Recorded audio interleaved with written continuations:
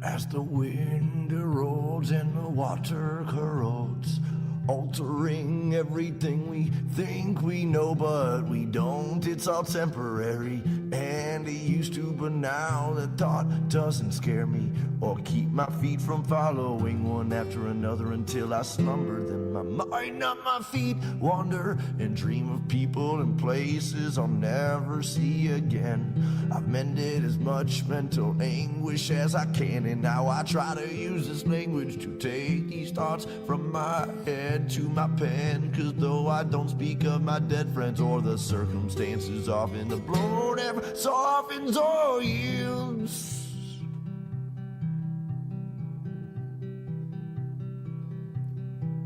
I'm in a desolate field, lonesome stargazing, night blazing, chasing traces of remembrance and reverence of relevant friends and acquaintances, and faceless and nameless names and faces. And while my mind is racing through these photo albums and quotations, all these people and places far from me, for only land and stars I see when I'm outside of the mile-high city, which is not my city, for I was born 1,000 miles northeast of there, in the land of beer and lakes and pistol fire on MLK's birthday, where there is no minorities and segregation's mandatory. But that's a whole nother story altogether, and no matter the weather or hardships that any place brings, I'll still laugh when people shiver and say it's freezing, or say, hey, no, wait, I already had 18 mixed drinks, but I guess it's a Midwest thing, and I'm a mess from a dirty city and brought most of this filth I've gathered with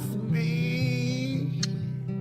Welcome to the first show of the first new year. Today, we're going to talk about all the crap from last year and how you brought it into this year.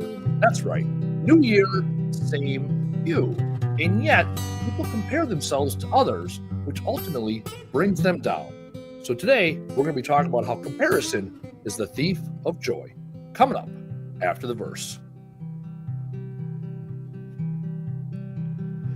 My work labors on as lovers sleep in each other's arms, remaining calm and collect. I begin my self-reflection process of redemption. Honestly, I don't know where this road leads, or if I'm even going. Could be rowing upstream, or worse, chasing my dreams to the peak, to finally be somebody doing something with what I have, rather than saying again and again that I can't and I won't anymore from this day forward. Cause Lord knows the past is set in stone, the present is yours to mold and to use for future uses. I know I'm a nuisance, I'm told, except neither young nor giant nor gnome. I don't sleep on these streets usually, though I've made thrones of my own. I don't sit well with idle hands, though don't know what to do when I'm home all alone. I'm a menace thrown from society, and as it lies to me, I'll smile silently as others do as they please. I am watching and listening, and I'm grinning all the while, cause sometimes all you can really do is smile. So as the work labors on, I'll keep on singing my songs, and this day is never done. We just keep on spinning around that sun, and well, through all these miles and trials, all I've learned to do is smile. Is to smile.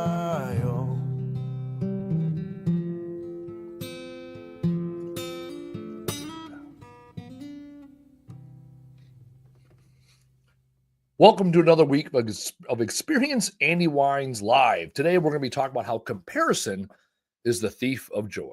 First, I always want to start things off with a moment of gratitude. This week, I want to celebrate my daughter and how thankful I am to have her in my life.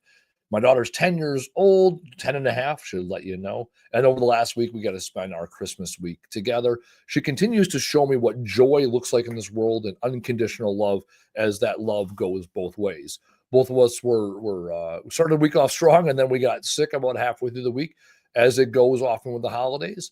And what I realized, and this is a common theme in life, is when the pressure's on, when shit hits the fan, right? When we focus, or when we drop down to that subconscious, right? When we're consciously unaware, we're operating out of our subconscious, out of our fight, flight, or freeze methodology. Sometimes what ends up happening is the best of us, the real us, comes out at times. And often people will say that controversy builds character, and not really. It brings out character. It brings out who you truly are. When you're down and out, how do you show up?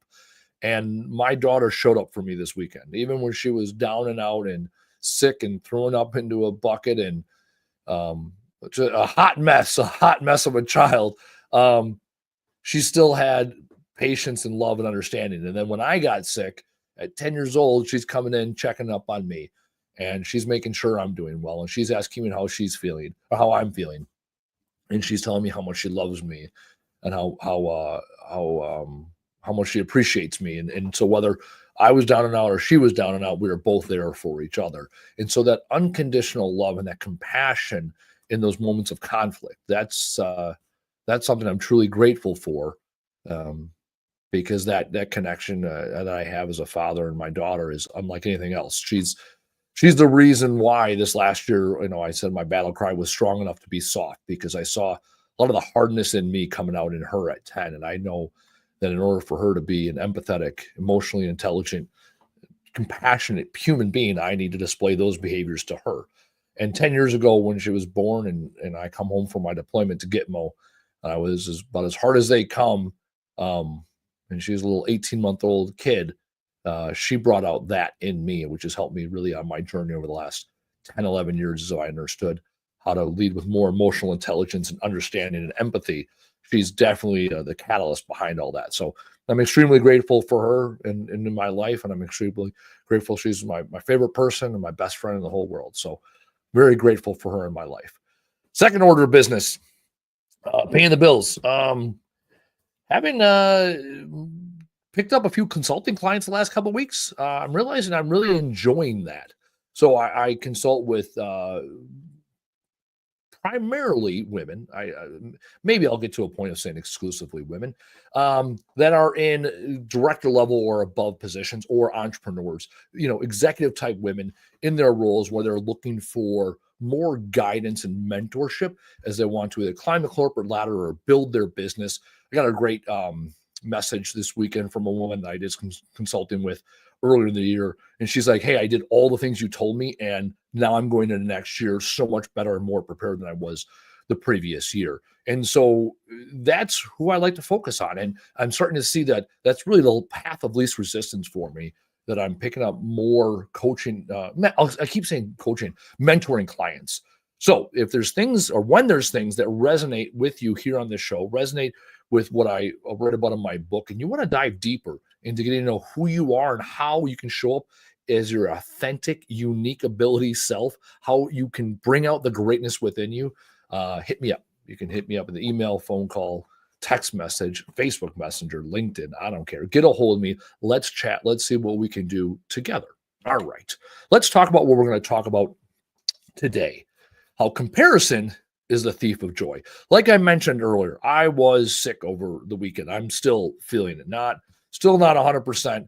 So I'm gonna struggle through the day, and yet we're gonna get through it, right? I'm gonna win by the end of the day. And what I realize is that when I compare myself to others, and when I compare myself to where others might have been or where I thought I would be, it's a total joy thief. And I had this experience recently. I was getting to know somebody, and that person started comparing me to other people. And I finally came to a head, and I finally said, I only compete against one person in the world, and that's who I was yesterday. And some days I win, and some days I lose. I can tell you Saturday, I lost. Saturday was a losing proposition. Friday, I had a pretty good day, spent time with my daughter, went to a meeting for a couple hours. I was, this one, my daughter was sick on Thursday night, especially she was really sick Thursday night. And I showed up as a father, and I was great for her. I was able to be there to protect, provide, and serve her on Friday. When I came to work for a couple hours, I was able to, again, protect, provide, serve. Those are the three things that I do for other people, whether it's my employees, my daughter, my mother, whomever, right? Those are the three things that I focus on doing with people. Come Saturday, I was unable to protect, provide, or serve the people in my life. I was down and out. I was sick. I lost Saturday. There's no doubt about it. If I look at from Friday to Saturday, I lost. There's no doubt. And yet Sunday, I was able to do a little bit for myself and still not be able to protect, provide, or serve others because I was only getting through my sickness. And now today, I'm able to stand here in front of you and serve the audience and give my ideas to the world because I'm better than I was yesterday. And that's the only person I'm competing against. Previously in my life, I competed against everybody. When I was in grade school and high school, I wanted to compete against the, best looking kids and the most popular kids and the most athletic kids. And all it did is defeat me. And then I would compare myself to my ideals. Oh, I want to be here someday. By 30, I want to be here. 40, I want to be here. 50, I want to be here. And I would beat myself up because I wasn't there yet. And yet I hadn't given myself the time to get there yet. I was so focused on the end state. I was so focused on the result that by the time I was even getting close to it, it was so insignificant. And I took away all these minutes and hours and days and weeks and years of my life comparing myself to something I hadn't done yet. And once I started shifting my focus, saying, Andy, you only got to be better than yesterday, right? Jordan Peterson talks about this, right? When you continue to fail, maybe you're setting the bar too high. Lower the bar. It's better to achieve what you can achieve today than it is to fail habitually and never achieve what you could have achieved. And so now, like today, the fact that I'm here in front of you today on this show, talking, standing, yesterday, I could barely stand for like more than 2 minutes. On Saturday, I couldn't even sit up. Yesterday, I watched the Packer game, and sitting up watching the Packer game, that was a win. Now, the fact that I can stand here and articulate my thoughts, that's a win today. That's what I need to do today to win. So I look at the last 2-3 days. Okay, I lost on Saturday. I won a little bit on Sunday, and I'm winning today. All right. Like Meatloaf said, 2 out of 3 ain't bad. It's because I reframe my mind. Who do I need to show up as? Yeah, I didn't read a book this weekend or even get any reading time in. I didn't do a lot of the things that I habitually have done, and yet I know what right looks like. And so now I can compare myself to who I was yesterday, know who I was a week ago, know who I want to be a year from now. And all I got to do is be better than yesterday and accept the fact that there are days I'm going to fall down. There are 2 types of people in this world. There are mountain people that accept the peaks and valleys of this world. They're growth minded. They go after it and they get it. They get up and they fall down. That's what they do. And there are fixed minded people. They're the plateau people. They get to a certain place in life and they get comfortable. And comfortable is one deviation away from complacent. And as I learned in the military, complacency kills. They get on this plateau and they die there and they don't even know it. It's that quiet quitting phase that we have in today's society. Hell, people quietly quit on their marriages and their other relationships in life because they get to a plate of, okay, I compared myself to the Joneses. I got pretty close to them. And you know what? That's fucking good enough. And yet there are the growth-minded people that say, no, I want more. Every day I want a little bit more. And I'm willing to lose. I'm willing to have a bad day. I'm willing to fail today because I also could have succeeded today. I'm willing to shake them dice. I come on this show every week for the last 60 some odd weeks. There are some shows that I end up feeling great. Last week's show, I felt great about. I walked out of here 10 feet tall. I said, man, it was a good show. And there's other days where I'm like, what the fuck was I thinking? Right? And I'm only comparing myself to who I was yesterday, or in the case of this show, I'm only comparing myself to the last rep. And when I have a bad rep, that just means the bar is a little bit lower next week.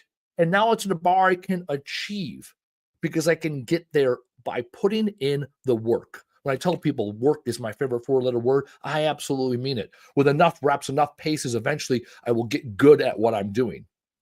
18 minutes a day, that's what it takes. 18 minutes a day of doing something will give you mastery greater than 95% of the population when you continue to put in the work. It comes back to the comparison piece. When you start comparing yourself to your ideals, when you compare yourself to others, when you compare yourself to this figment of your imagination, all you're doing is pre-prepping yourself for a limiting self-belief. Oh, I'm not there yet because, oh, I could have this, but instead of saying, hey, this is where I'm at today. This is where I'm going, and this is what I'm going to do today because I want to do this. I want this great thing in my world.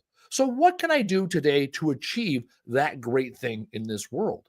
And now all of a sudden the conversation turns into empowerment. You get the little bit of dopamine drip when you do the fucking thing, not when you talk about it. Because as we know, when you're talking, you're thinking, you're trying, all you're doing is lying. And you're living as that plateau person that's only watching other people live their lives. You're not even the main character in your own story. You're living in that 80% or that place where 80% of people live, somewhere between fear and anger. Angry because they're not where they thought they were going to be, fearful of failing. And yet 20% of people are courageous enough to go out into this world and try to do new things. And they do, not even try, they do new things. They fail at new things. They succeed at new things because their only goal is to be better than they were the day before. 83% of Americans do not have goals. 14% of Americans that have goals never write them down. Only 3% of Americans have goals and write them down. That's the key, ladies and gentlemen. When you write down your goals, you get a clear idea what your North Star is. You know the direction you're going. You give yourself the time to get there. Then you can look at yourself in the mirror every day and say, okay, did I do what was necessary today to get myself one step closer? Because it's not a question of a step forward, a step back, a step sideways. A step is a step is a step. Every step along the journey counts. The destination you'll arrive to eventually. The key is to take those steps. And it starts by stopping comparing yourself to others. Stopping those limiting self-beliefs. Stop beating yourself up about what you didn't do, what you don't do, you can't do, you won't do. Start giving yourself the dopamine hits by doing the things that you know are necessary for you to achieve what you want. When your wants are greater than your excuses, when your wants are greater than your limiting self-beliefs, when your wants are greater than your fears, you will start achieving. You will no longer look at comparison as a default azimuth. You will look at where you are going and how are you getting there. And that will trump all this noise in your life.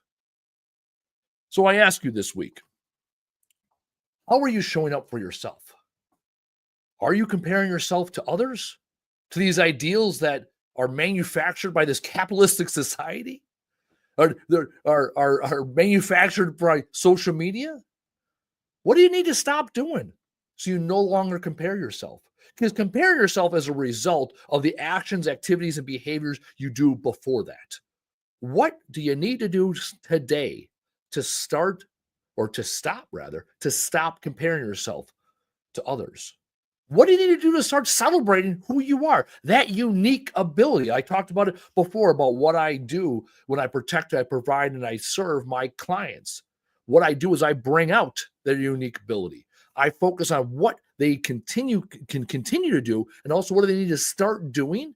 Because when you stop the negative behavior, you create space to start the good stuff and continue the great stuff you've already been doing. What do you need to stop? What are you going to start? Because you've been thinking about it. You've been trying. You've been talking about it. What do you actually need to start to get that dopamine hit? And what are you going to continue doing that already makes you great? When you do that, ladies and gentlemen, you will start comparing yourself to only who you were yesterday. And you can win that more often than not. And when you win more today's than you were yesterday, when you build up those wins over time, you will get closer to those goals and dreams and aspirations you've always had. And I would argue you're going to get there faster. And as you go, you're going to find out that those goals, dreams, and aspirations you had, they're going to shift and they're going to change. And life is going to be much more glorious than you ever thought it was going to be. Because you are focusing on what you can do today. You're going to enjoy every step along the way. Front, back, sideways, left, right, up, down, north, south, east, west. Whatever step you take, you're going to enjoy the step along the way because you take the time to learn. You take the time to earn that dopamine. This week and every week, ladies and gentlemen, do the fucking thing.